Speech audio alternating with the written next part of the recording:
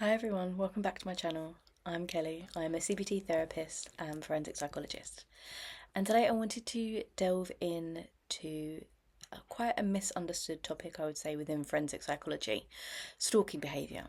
So I want to explore with you what stalking is, how it develops, the prevalence of it in the UK, and how it's changed over time, especially since the introduction of the Protection of Freedoms Act in 2012. So let's get started.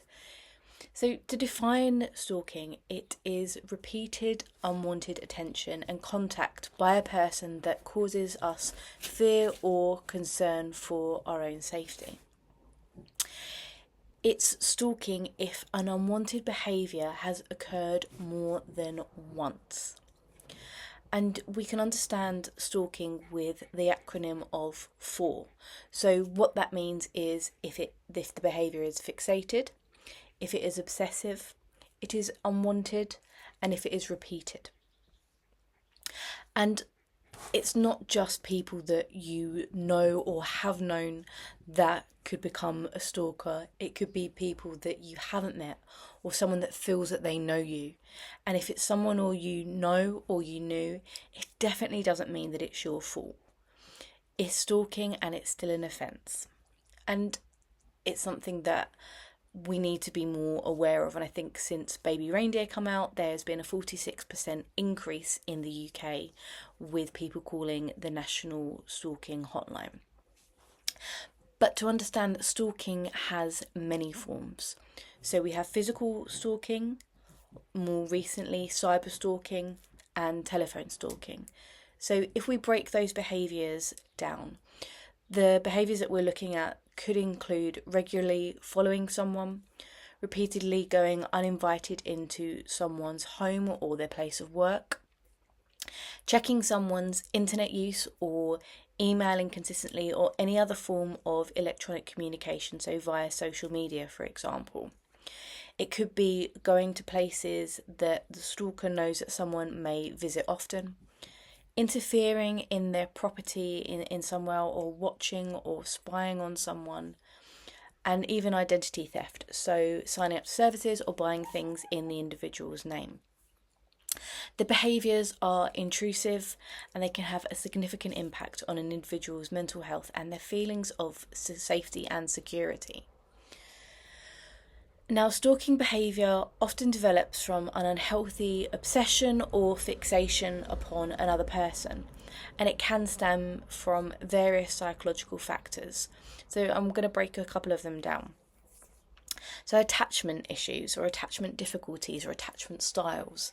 So individuals who have an insecure attachment style, research has found may be more likely to develop obsessive behaviours, maybe when relationships don't go as desired. Then something that is potentially more sporadic, so the loss of inhibitions. This could be caused by alcohol, by drugs, any form of intoxication that could result in stalking behaviour. But these individuals may not display those stalking behaviours when they are sober. Then narcissistic personality disorder. So narcissism is associated with stalking, and this is because when rejected people with higher levels of narcissism, it's caused a narcissistic injury. And this can lead people to pursue another person in an attempt to repair the self-esteem that they feel has been targeted or reduced in some way by their perceived or actual rejection. And Malloy in 1999 did some research on that. So restoring their sense of self-esteem may involve expressing maybe displeasure or dislike towards the individual, but this could be maybe more through like vindictive conduct, maybe through writing letters, sending video calls or sending messages, any sort of maybe posting private photos online. And we know that individuals with narcissistic personality disorder often have a grandiose view of themselves, so maybe an inflated sense of self, and they find it really difficult to comprehend maybe why others don't share their viewpoint, and they feel justified in stalking them, and then that can lead to that repetitive behaviour. And Minard and Pincus in 2012 did some research looking at this further. Then some delusional disorders.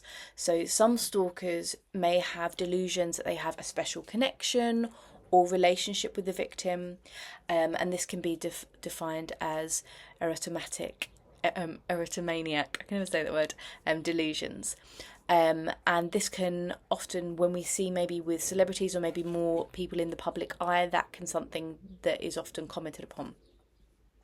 And in most cases, the stalking will start with less severe forms of maybe like harassment, but then kind of through to more intense and frightening actions through like harassment-like behaviours. And we know that stalking, as I mentioned, that there has been an increase since Baby Reindeer, but it's been a significant issue in the UK. According to the Crime Survey for England and Wales, around 1 in 5 women and 1 in 10 men will experience stalking in their lifetime. But we know that in the UK in 2012, the Protections of Freedom Act was brought in. And then since that, stalking has become a specific offence in England and Wales. And since the introduction of that law, as you can imagine, there's been a notable increase in the number of reported stalking incidents. So, for instance, the number of reported stalking incidents increased from 2,882 in 2012 to over 20,000 in more recent years. And the sharp rise, we could see that this is maybe because of better awareness, improved reporting mechanisms, and maybe more robust legal frameworks to maybe support individuals to be able to come through who have become a victim of stalking. And as I mentioned with the types of stalking, that there has been changes in stalking behaviours over time, particularly with the advancements in technology. And then with the enhancements or the developments of technology, arguably people are more easier to track or even obviously to harass their victims online, and often anonymously, which can make it more difficult to identify but also to stop individuals.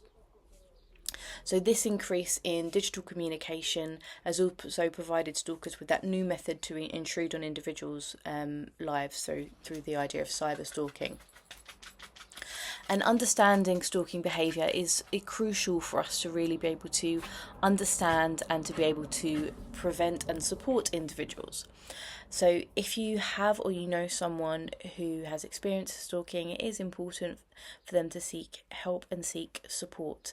And there are a number of resources. So in the UK, we have the National Stalking Helpline, which they will be able to provide support and also advice.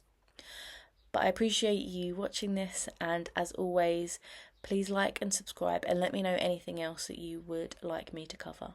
Thank you and take care.